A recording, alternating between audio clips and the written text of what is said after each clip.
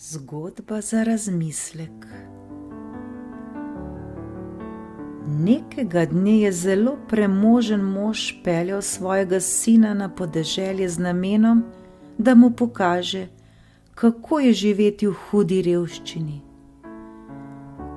Par dni in noči sta preživela pri družini, ki bi jo po današnjih merilih označili kot izjemno revno.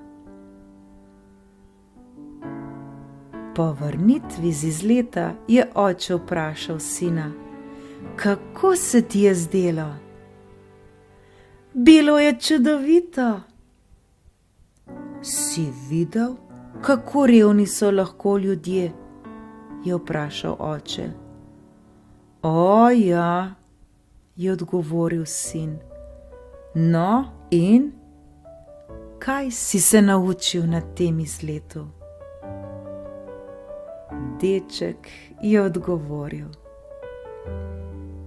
"Videl sem, da imamo mi enega psa, oni imajo 4.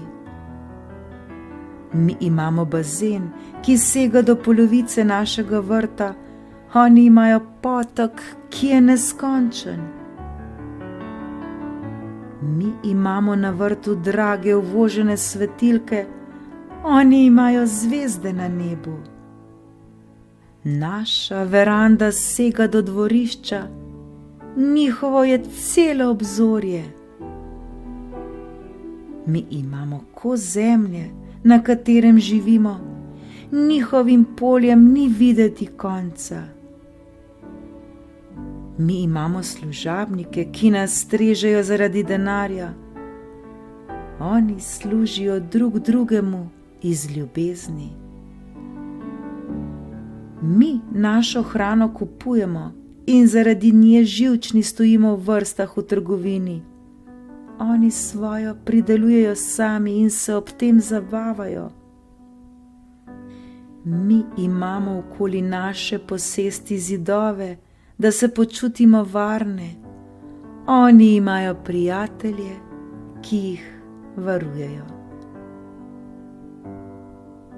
Kdo je zdaj reven? Po tem, kar sem videl, smo to mi."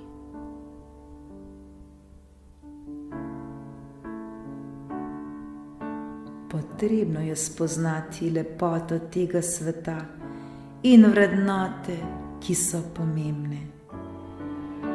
Vse prevečkrat pozabljamo, kaj vse imamo, in se koncentriramo na vse, česar nimamo. Kar je za nekoga nič vreden predmet, je za nekoga biser njegove lastnine. Bolje je biti hvaležen zaradi vsega, kar imaš, kot pa zagrenjen zaradi vsega, česar nimaš. Zato je pomembno, da cenimo to, kar imamo, in da smo za to hvaležni.